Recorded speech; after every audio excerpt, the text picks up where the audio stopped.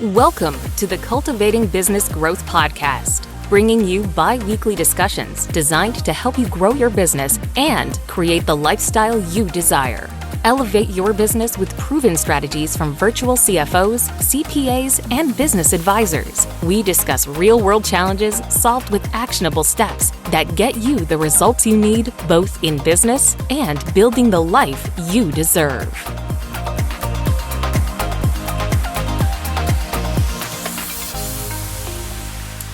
Welcome to episode number 163 of the Cultivating Business Growth podcast, brought to you by Willow Virtual CFO. Today, we are talking about building a business budget that actually works. So in order to help me tackle this, I have with me Katina Peters, partner here at Willow Virtual CFO. How are you doing this morning? Doing pretty well. Thanks, Megan. I'm excited that, we're kind of in the spring weather of warm, cold, so we're in the cold right now, but it was definitely nice last week to have some sun and some spring. And it's pretty cool. The changing of the seasons, how we all look forward to. I think it's funny, kind of no matter what season, like I think we enjoy it, then we're like, okay, we're ready for the next season. It's too hot. But it's all good. And it's definitely that season right now. I know this will air later, but we're in the midst of, throes of year-end and taxes and stuff like that right now too. So I think also the changing weather also helps us accountants be like, okay, we're almost through that. Really challenging first couple quarters of the year. Yeah, you see the light at the end of the tunnel. Like, okay. Right. Exactly. So, yeah. But yep, excited to talk budgets. Always a good thing. I think it's quintessential accountants, right? Accountants and our budgets and our cost controls and things like that. But I think it's a super important part of owning a business and running a solid business and growing your business, et cetera. So, yeah. Yeah. And we want to talk more about, we've covered the budget before, just at a very high level, and it's always a popular topic when we have it on the podcast. So we wanted to dive a little deeper into some of the topics that we haven't touched on as deep this time. So, but to start off, I do want to start with, why sometimes the budget can be overlooked for small businesses, medium-sized businesses, and how it's related to growth. Yeah, I think a lot of businesses that we've started in the past are started by people who are really good at whatever it is they do, right? They're an attorney, they're a builder, they're a dentist, whatever it might be. And they kind of strike out and just a lot of times kind of hit the ground running, knocking on doors, getting clients and customers, getting work done at those kinds of things. But they don't necessarily stop and set themselves up as much financially and looking at budgets and those kinds of things. So while I think that's very common, I think, obviously we would recommend that you have a budget and a business plan before you strike out like that. So you know what to expect. Some people, just kind of go and, take that leap of faith, which is great because that's how a lot of, entrepreneurs start out. But then at some point along the way, it does become super important that they work in this budget and this better strategic plan, because ultimately, especially as you grow your business, you're just never going to be able to keep up with everything that's going on in the business. You're not going to be able to keep your pulse on all the things that are happening when you are hiring people and having them run jobs or having them service customers and clients. And you can't be the one that's going to be the gatekeeper for every expense that's happening, at some point, those kinds of things. So you really have to have a framework and a structure to look at in order to maintain that control in a different way. You're controlling at a reporting level, you're controlling and communicating to the people that work with you. What is it they're allowed to spend? What are your expectations? Making sure you're holding accountability for that. And if you don't have it laid out, and if there's not a budget, that makes it very tricky, right? For somebody to know, when they're, allowed to do stuff and not, or, for you to monitor when maybe they're going a little too far on things outside of the bounds of what needs to actually happen to keep the business efficient and make sure that you're making money. Because ultimately, if you're not making money, you're never going to keep that business going, right? You got to make sure you're making money. That doesn't help. That doesn't help anybody. If your business isn't successful, and you can't keep it running, people are going to be out of jobs and those types of things. So it's really in everybody's best interest to make sure that they're doing those types of things and watching the spending and et cetera. So, yeah.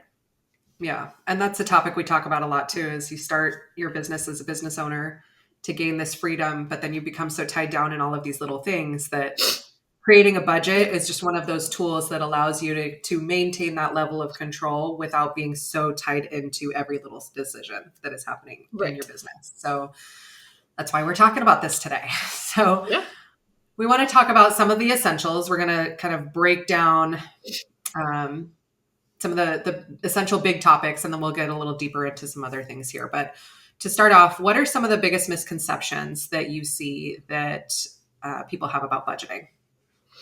Yeah, I think, a lot of it, like we kind of joked about a little earlier, the accountants and the cost control, right? It's like, oh, the accountants won't let me spend that, things like that, So I think some of it is that they feel like it's too restrictive. It's going to limit my creativity. It's not flexible if something happens, where realistically, I like to look at a lot of business things as a flexible framework. You need to have a framework that you're following and that your people can follow, but there needs to be some flexibility in that.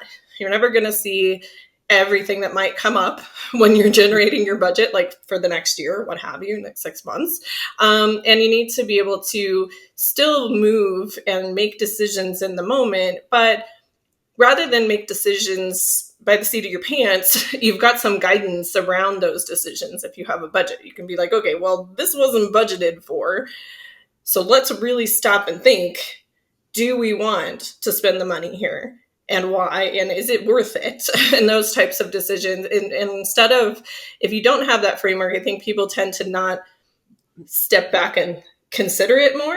There's nothing wrong with spending money if you're spending it wisely and if it's for the betterment of the business and what you're trying to do.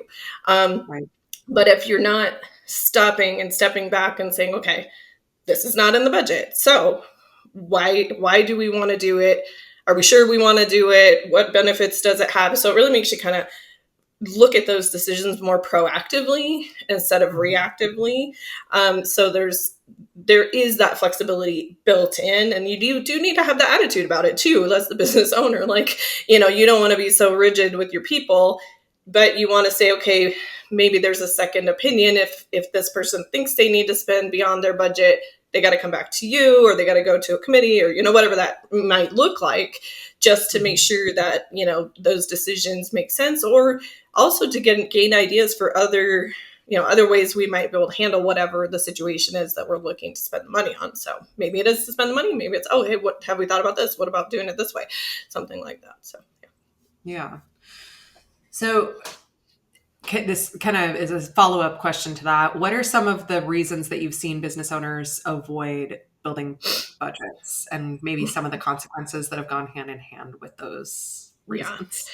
Yeah, I think a lot of it is it's too hard. They've never done it before.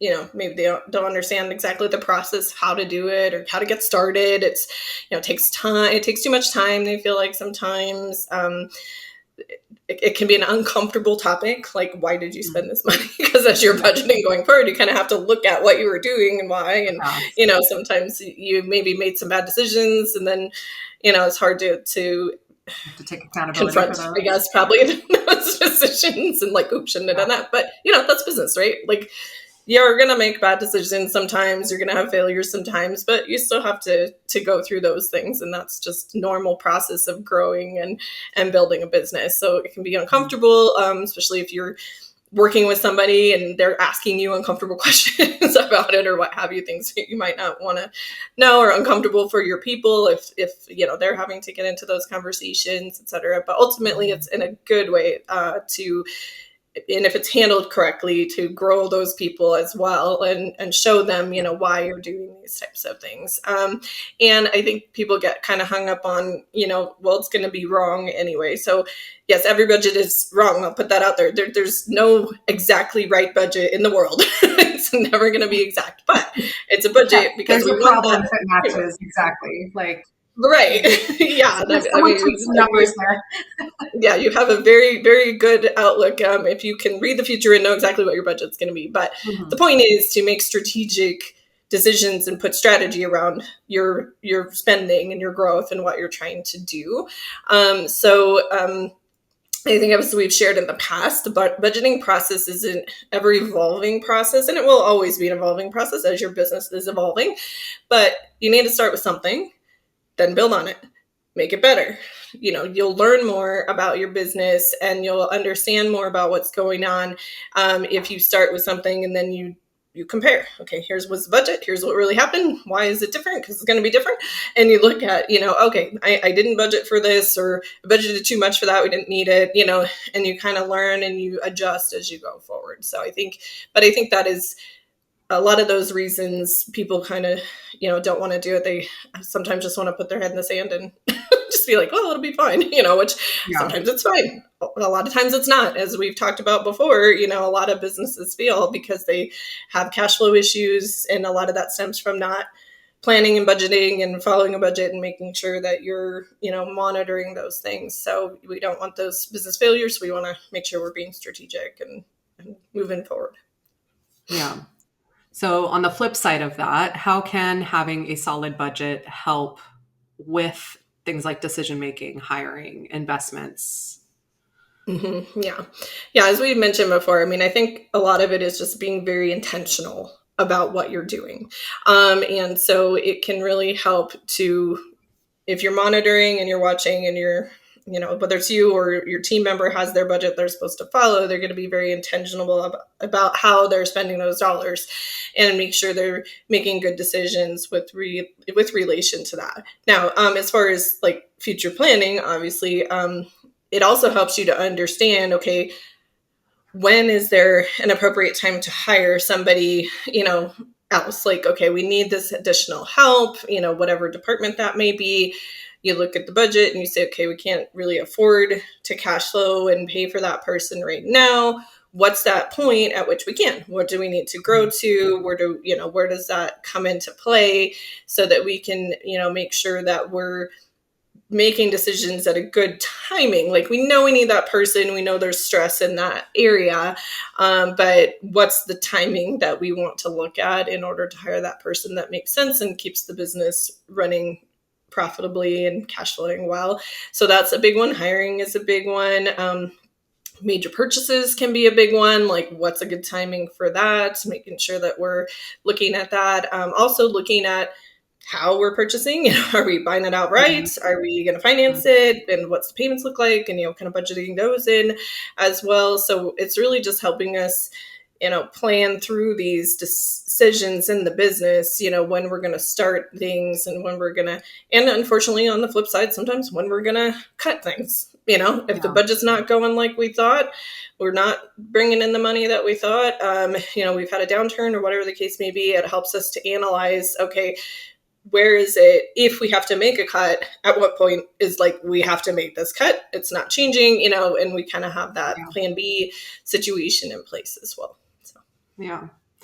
I can imagine though, that would be a good motivator for you, whether it's hiring or building something, putting that investment in. If you have that benchmark, okay, we can hire that person and really take the load off this department if we can reach this by next quarter, or, like it kind of gives everybody one goal similar to work toward too, which can be helpful. Right. And you also have this discussion, among your leadership that, okay, we understand this is an issue. We'd like to resolve it. Here's where we need to get so that we can do that, so that they know that you're considering the concern, that you're, looking at it, that you're making plans to address it. And so they understand kind of where we're trying to get to. And, especially if they're driving some of how we get there, they can be like, okay, great. If we can get to this goal, we can get some more help, that kind of thing. So definitely. It's a good discussion around it too. So do you have any examples of businesses that you've worked with that have implemented a budget where maybe they had one that they didn't use or they didn't have one at all, and it really helped them turn things around?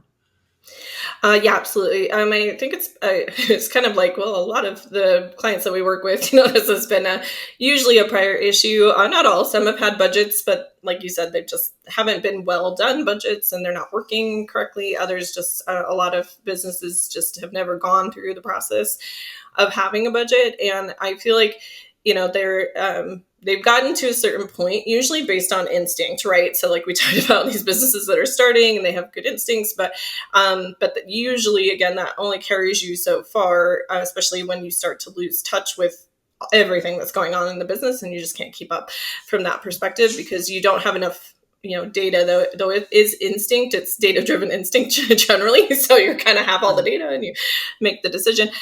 So you really get to that point though, where, you know, people are, I find it seems to go hand in hand with they're kind of struggling to make decisions because they don't feel like they have the data. So they're, you know, then we start doing the budget and then they're like, oh, okay, yeah, no, this makes more sense. And, you know, now I can make those decisions. So there's definitely businesses that, I mean, there's definitely been businesses that we've had, you know, maybe they have multiple locations and we look at one location, it's struggling. They're just like trying to figure out what's wrong, but they hadn't budgeted, you know, for each location and they weren't breaking things down so that they could be like, oh, this is where my, you know, overall problem is coming from is this location or this business line. You know, that's another way that sometimes the budgets for those business lines, you know, have come in and they've maybe been funding this loser business line or location that they didn't even realize was happening because they hadn't gone through the process of budgeting in that way. So.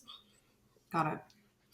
And I do want to mention too that we do have a free strategic budget template download for you that could be found at willowcfo.com/163. And as you download this and work your way through it, there's probably going to be some challenges that you face. So I do want to discuss that and have you, Katina, kind of cover some of the most common challenges or some of the biggest challenges that you see as business owners are working through these.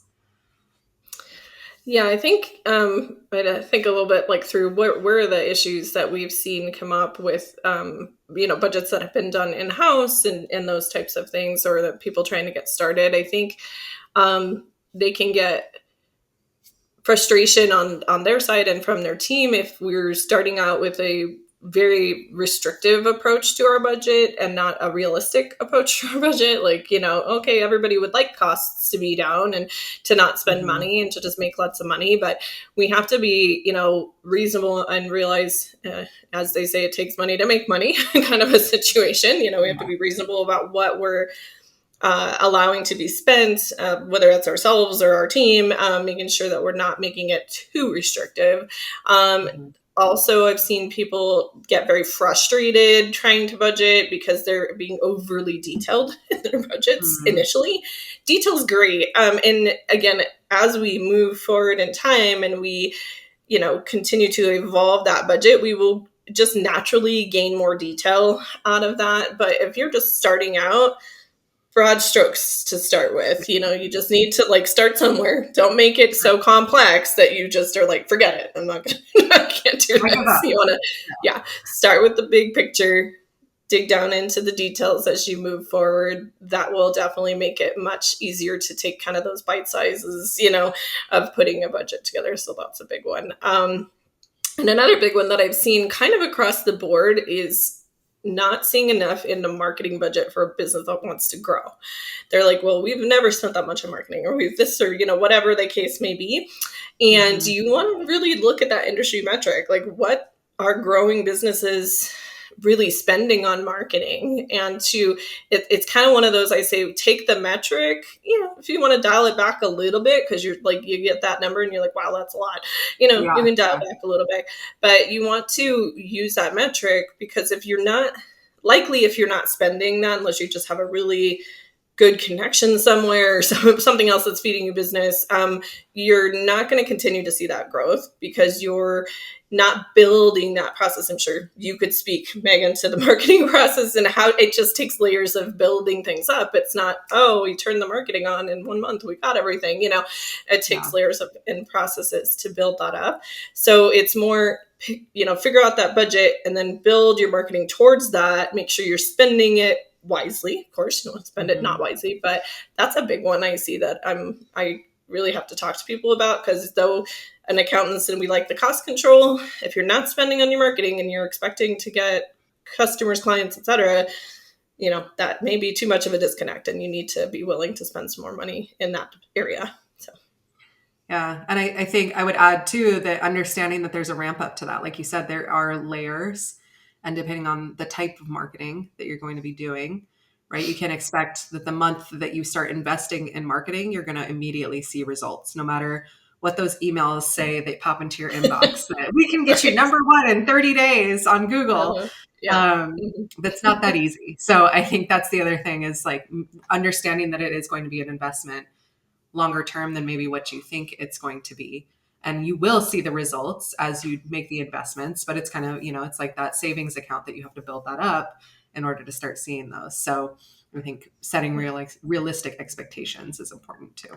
Yeah. So it's kind of like that cash flow planning. It's, you don't need it till you need it, but then you really need it.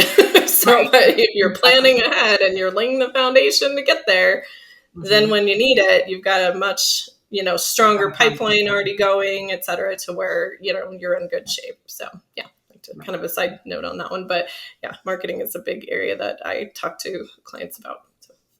Yeah. And how can unexpected expenses or revenue fluctuations impact a budget? Yeah. And I think, like we said, no budget is accurate, per se. So there's always unexpected fluctuations that are going to happen, because if they weren't unexpected, we would know, and budget would be perfect. Yeah. But there's bigger and smaller, of that, things that are more impactful, less of an issue, et cetera. So, obviously if you have large unexpected expenses that occur, again, we want to, do we really need those expenses? Do they really make sense? What are those, what are these things that we're having to deal with? And again, that's another reason that we work with our clients to set up reserve accounts to make sure they have a line of credit. Again, not all unexpected expenses are going to cause you to dip into something like that. If, your operations may be able to handle it. But if it's a large enough expense and it's something that is really necessary and vital, then you also want to have that fallback position, because if you have unexpected expenses that are large enough, you need to look at that. And then you also need to look, is this a one-time expense? Is this a recurring expense that suddenly maybe there's a new law in place and now we have to do something, and this is going to be every month that we have to do, or every year. Because that can feed back into, what do we have to generate in revenue? Do we need to change our pricing now because of this new law? Do we need to be communicating with our customers? Hey, this has changed. Now we have to pay this. Now we have to adjust our pricing for that. So there's a lot of impacts that can have depending on what it is and the frequency. And it, again, if it just affects our overall financial model in the business, of course. So revenue fluctuations, in the positive are always good. So usually, and those definitely do happen. Usually where it becomes more of an issue and an impact for the budget is the other direction. Revenues either went down or they didn't grow like we had hoped or thought that they would. So the question becomes, now what? Do we accept a smaller margin for a while? And we feel like we can earn it back. So then it kind of just folds back into our strategic planning sessions that we're like, okay, this is not functioning how we thought. Now what's the next thing? Are we, we're going to start a new marketing campaign. We're going to, see if we can ramp certain sectors of the business up and we're going to carry this either at a lower margin or at a loss for a little while. And then again, like we talked about, or at what point do we have to look at potential cuts? And those cuts can be in different ways. It could be people, it can be just certain expenses. It can be, like maybe not buying some capital items that we were thinking about purchasing. So there's definitely options there, but we want to look at, what are those trigger points that were acceptable, to us? Because again, the ultimate goal is to insulate and protect the company as an ongoing business. So we don't want to, just ignore it, run it into the ground. Again, it doesn't help anybody. I mean, even at the expense of having to do some layoffs, unfortunately, that's never fun. It's never, something that we want to do, but it does have its upsides. It does keep the business going. Sometimes it points out areas that we could have been more efficient, that maybe we got a little lackadaisical. Maybe these certain people weren't a good fit, but we really liked them. So, things like that. I mean, there's definitely some of those decisions get honed in on. And sometimes I also look at it too, is it can be for that person's benefit too. Maybe they should be a better fit somewhere else, those types of things as well. Now, we should always be kind of analyzing that, but I think sometimes budget need, you do a little bit more, digging into those areas and looking at things like that. So, yeah. So having contingencies in place, I know you mentioned that could probably play into this, but many business owners feel like they do have a lot of fluctuations in their numbers, and it can be kind of unpredictable from one month to the next, depending on the services that you're offering. So how can they create a budget that is helpful to them, and it's not just this like constant all over the place thing? yeah, for sure. And, obviously that's very dependent on the type of business that you are and if you have seasonality and those types of things going on. But I think as much as you can predict, we recommend you do a look back, right? You have hopefully some decent historical information if you've been in business for a while, that you can look back and be like, okay, what are those normal fluctuations? Are we, pretty consistent month over month, just on a growth trajectory, or, is it up and down depending on certain things that are going on? Any business is always nice to be able to do what we can to smooth the edges, right? To keep it as predictable as possible and as succinct as possible. But I think, what you want to do is make sure that you're building your budget around, kind of the reality of what it is, and that all the players that are monitoring the budget understand, okay, this month's not the same as next month, as far as that goes. But, they would have that budget information, showing them that. I think the other side of it is making sure that, to an extent, we've always talked about, you want to be on accrual, and regardless, to manage your business. So you're tracking your receivables and payables, but you may go a little bit deeper into the accrual, like the prepaids and the deferrals and stuff, because what you'll see is if you have things that are prepaid, whether it's like premiums or, things like that, you'll get a big spike in your expenses that month, right? Yeah. But it's really for the whole year. So if you're really tracking it as a prepaid, you can flatten that budget out. So it's like really it's a monthly cost, because it's really for each month. You just end up paying for it at a different timeline than that. So, tracking those types of things also helps like flatten things out so that you're not feeling like you're on a big roller coaster, et cetera. That's why, again, cash flow planning is a little different, because you do have those things that you have to sometimes pay upfront, or it's a better deal. Like if some subscriptions, right, you pay annually, you get a much better deal than if you pay month to month, so it makes more sense. But those types of things can help also, keep things more flattened and more predictable, or feeling more predictable from a month over month basis. So. Okay. So I do want to get to the brass tacks of budgeting for these business owners. So what are some of the ways that you recommend to create a simple but effective budgeting tool? Yeah. So I feel like, I'm a big fan of don't recreate the wheel. So we've got a budgeting tool available that you guys can download. There's, definitely some budgeting tools like in QuickBooks or whatever accounting software you're using. They have some availability for that as well.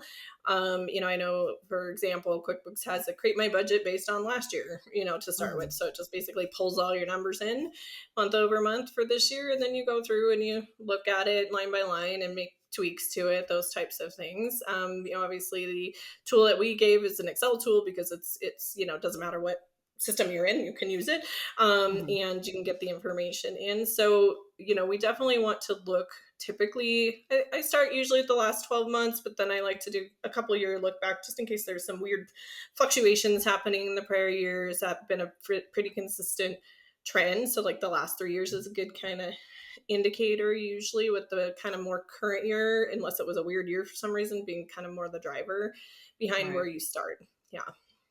So that would be what I would suggest that you do is look at that. And I do recommend that it's kind of like a line by line. So you have your profit and loss line by line, right? Your revenues and your expenses. I wouldn't be more detailed than that at this point. And I guess something to keep in mind too is if your P&L is extremely detailed, you might want to talk to somebody about how to adjust that so that it's not too detailed, because too much detail means you lose the aggregate impact. So you kind of have to have a balance between too much detail and too much summarization. If it's too summarized, you don't know stuff. If it's too detailed, you're losing the aggregation. And if you have need for certain information, it doesn't necessarily have to live on your P&L. It can be other reports that you get, things like that make it a little easier. So, just keep that in mind. But to start, if you just take your P&L and you're, lining it up with that, looking at it month over month, watching for variation, those types of things that you need to consider. So that's probably the easiest way to go about it. If you're not sure what to use for, things that fluctuate month over month, I usually take the average for the 12 months and flatline it across. So that way, you may tweak that, change it later a little differently. But if you're like, well, sometimes it happens in July, sometimes it's in September, it kind of moves around, just, take an average 12 months and flatline it across. Then you can kind of monitor it and tweak it from there as you move forward in the budgeting process. So. Okay. And I know when I asked Jamie about the tools to use for cash flow, she was like, I wish I had something more exciting to recommend, but Excel is like the way to go. So I have a feeling that's probably what is going to be the answer for this. But are there any easy to use budgeting tools or software recommendations maybe beyond Excel, or is Excel the best? Yeah, I do feel like Excel is the best overall still way to go. Now I would just say caveat it in that there are some, like I said, QuickBooks kind of has its budgeting tool that helps. Mm-hmm. I mean, it'll do the line item ones, but if you need more detail than that, there's no, like, you can't add information into it. You can't add like why you made that assumption in there, which later is sometimes a good idea to maybe just, jot down a note as to why you thought this expense was right or why you thought this revenue was right. Because later you might be like, why did I think that? And you can't really do that in a lot of the budgeting tools that come with the softwares. Now there are some bigger, more expensive softwares you can get, like Giraffe was a good example of something like that. There's a few others. Giraffe, it's like, makes me think of giraffe, but it's Jirav. Oh, okay. So Giraffe. But I wouldn't recommend it for somebody starting out because it's a very complex system to set up. So it's like when you get really good and you have somebody really doing it, and we don't really use it a lot. I would only be looking at it if it's like lots of locations, lots of departments, like you're breaking it down like crazy and then aggregating it together. Level. Yeah. So most of the tools that do that type of budgeting and forecasting are a little more complex to use. You can also use Reach reporting, which is what we use, but it is basically an Excel-based system as well. So you're still kind of using Excel even with that. So yeah, it's really, nobody's quite perfected it, but they're getting a little closer. It's just, again, the layers of complexity, especially if you're not, that's not the world that you live in all the time, can be a little daunting. So I would just start with simple. Okay. All right. Maybe we can do another update in a year or two here when the perfect tool is released. Comes out. Yes. For cash flow. And you think you found something. Yeah. You hear that, app developers? There's an opportunity there. Right? So. Yeah. All right. And then how often should business owners be revisiting their budgeting tool? Yeah. So they definitely should be monitoring it at least monthly, right? So monitoring it monthly, watching budget to actuals, those types of things. A full revisit, it can kind of depend. I mean, typically I like to do an annual budget for the next year, right? So sometime in the fall, November-ish, probably December, do for the next year. And then at about the 6-month mark, it's better, it's kind of like, okay, let's stop, make sure we know exactly where we are. What do we think for the next 6 months? Are we like way off on our budget? We should probably forecast that budget. Or is it, pretty close to what we thought? And then any time that it's triggered, like if you're like watching that budget to actual and you're like, these revenues are not happening. We need to like Way off. re-look at this. We don't want to wait 6 Yeah. months and then make a decision to do that. It's something that you want to look at sooner. But if you're fairly trailing along and, things are within reason, take a harder look at that 6-month mark, decide if you're going to reforecast your budget, make changes to what you want to see happen in the costs or what have you.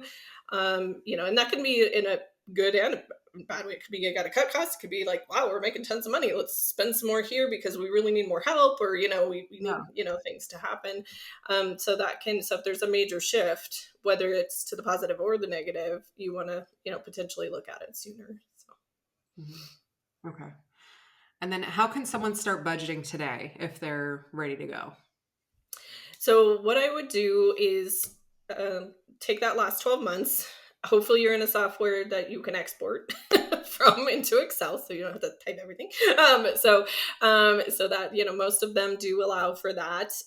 So I would say you want to add the last 12 months of what I usually do. If your calendar year, as I look at the last 12 months calendar, and then maybe, kind of a rolling 12 months, to look at it as well, see if it's much different. If it's pretty typical of the calendar year, I would just kind of stick with that, because usually we think in calendar year, and that's how our tax planning is done, et cetera. So calendar year is good. The only time the 12 months makes is if it kind of can capture if there's been a major shift for you in the last, in the next, 4 months or however many months you're into the year.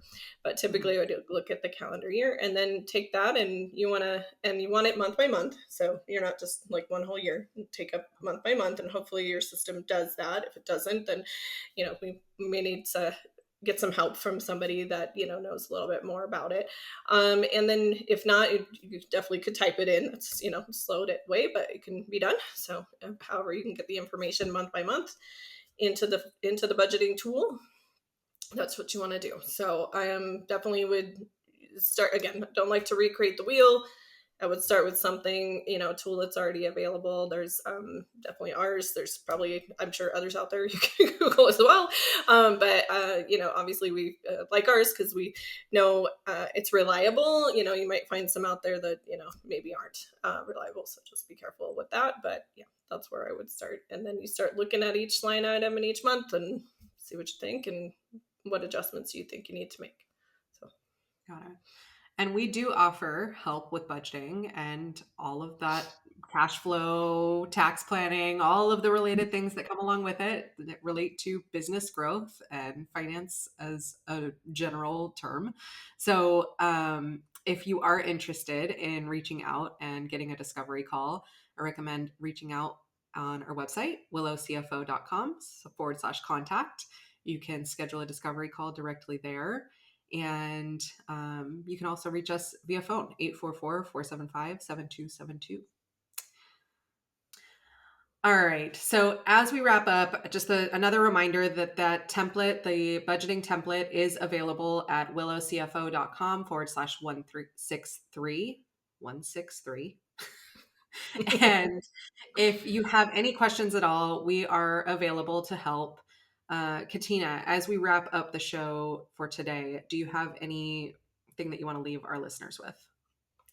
I think the overarching theme, and this and a lot of what we talk about, is be intentional. Like, you need to be intentional with your business if you want it to grow and succeed. So part of that intentionality is taking the time to go through the process to make a budget so that you're making intentional decisions about what you're going to allow costs to look like, what makes sense. Again, keeping in mind, we're going to have that flexible framework. We're never going to say don't do something if it makes sense for the business to do it. But you want to have that intentionality behind it. So you're setting a plan, you're monitoring it, you're taking a step back if something comes up that you didn't expect, and you're making an informed and proactive decision, not just reactive. So that's what I would say is probably the main theme here that we need to keep in mind. Love it. All right. Well, thank you so much for covering all of that for us, helping business owners build a budget that actually works for your business. If you need help, feel free to reach out. Keep that momentum going, and we will see you next time.